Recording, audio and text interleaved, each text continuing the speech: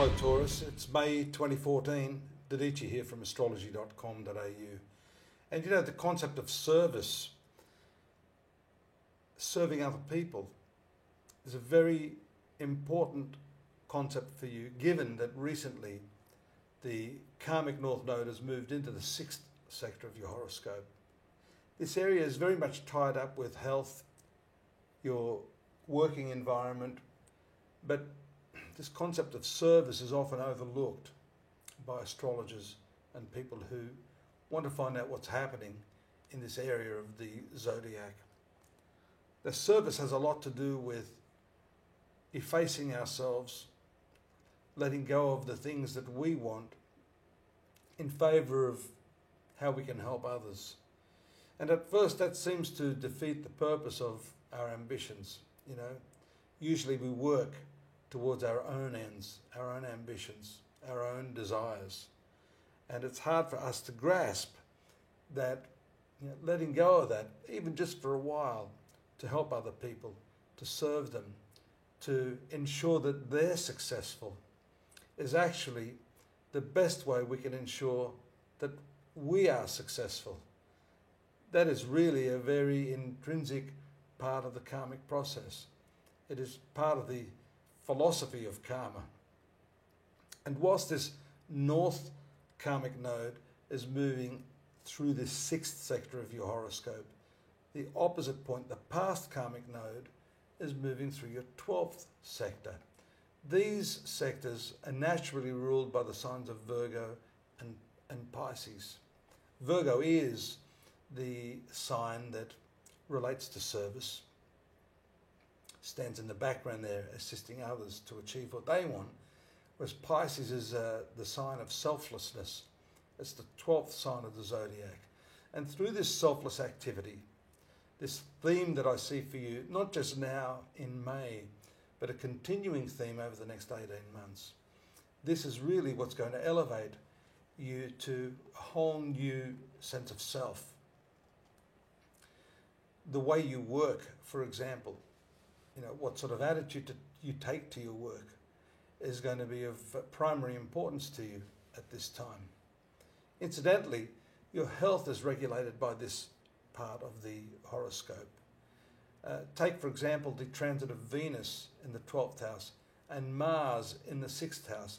Both of these planets will be in a perfect opposition around the 11th of May. So this is an important transit, a hard transit, around the same time the Sun opposite Saturn. That occurs in your Sun sign and your 7th sign, which is your relationships. So these are two very hard aspects against that background of powerful karmic forces that are shifting there, that are changing, that are causing you to reevaluate your life in a very, very big way. Now, having these oppositions from the 12th house to the 6th house show us that there's a high degree of passion, a high degree of impulse, and sometimes not exactly the best of taste in the way we approach the matters at hand. Also, confused thinking shown by the right angle of Mercury to Neptune on the same date. That's improved by the 13th by the triangular aspect of Mercury to Mars. These aspects are occurring in your 2nd house of finance. So there's a lot of work energy going on there, Taurus, and energy that for you may be difficult to comprehend because you're a person of habit. You like to know where everything is in its place. You don't really like too much change, especially if it's enforced upon you.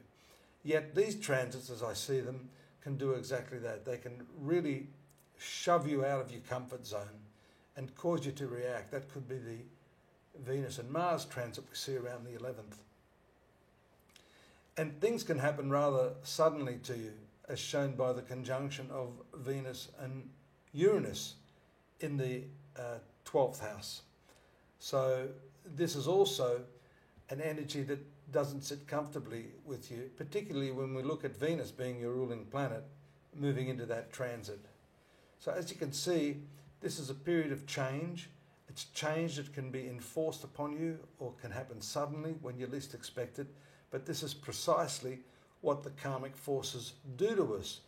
They take us out of our comfort zone. They put us in a situation, a pressure cooker, that causes us to react, or rather I'd prefer to say act, because in life there are two types of people. There are the actors and then there are the reactors. So take your choice.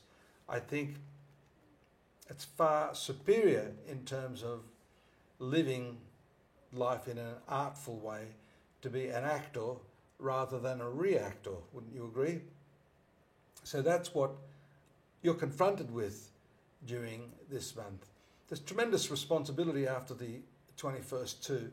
We see the hard aspect of Saturn to the Sun, depending on when you're born in the sign of Taurus. Generally, a lot of you will be feeling this strong sense of responsibility. I've talked about that for a while now, because Saturn has been slowly edging its way through that relationship sector of your horoscope. And that could become quite tense for you, especially if you're not able to manage the changes that are happening in this other department of your life. And I did touch on the fact that this sixth house has a lot also to do with health. So when the pressure gets too much, that is when the physical side of our beings can start to suffer. So you need to balance this. You need to find some way to act rather than react, and to go with the flow a little bit, understanding that whatever changes are happening karmically in your life are ultimately for your own good. A couple of other aspects to finish off the month. Venus is a nice one to bring some sensibility, some calm, some joy. Venus to your sun sign on the 29th, and Mercury to the third house on the 29th, same date. Excellent, with Sun and Mars on the 31st in a very favourable aspect, giving you a dynamic physical upliftment, great communication there with Mercury, and a lot of charm and persuasiveness around the 29th. I always like to end the month on a good note. Even though you see some of those challenges there, we have to offset that with some of the favourable celestial influences that are there as well. Do join me next month. In the meantime, astrology.com.au for more detailed information on the forecast that I've just given you now. Take care now. Bye-bye.